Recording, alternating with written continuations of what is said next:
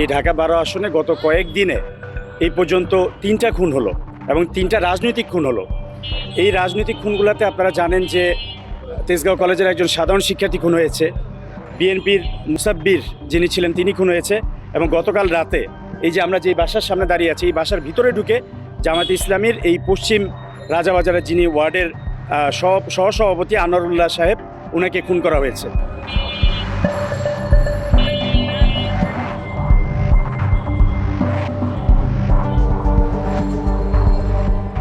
ডাকাত ঢুকছিল, পরে খোঁজখবর দেখা গেলো ডাকাত ঢুকছে অফসাইড দিয়ে আসছে, অফসাইড দিয়ে আসে গেট গ্রিল কাটছে, জানলার গ্রিল কাটছে, কাটে ভিতরে ঢুকছে, ঢুকে খুন করে গেছে। এবারটা ওপরে গেলাম, ওপরে যেই দেখে খাটে পশ হয় না, ওখান থেকে হাতে হাতে করে নেছি, তারপরে রিক্সায় দিয়ে হাসপাতালে নিয়ে গেলাম, নিয়ে যা প্রথম পরীক্ষা করলো করে, তারপরে আবার পরীক্ষা নাকি করে তারপর আবার করলো যে ডেট।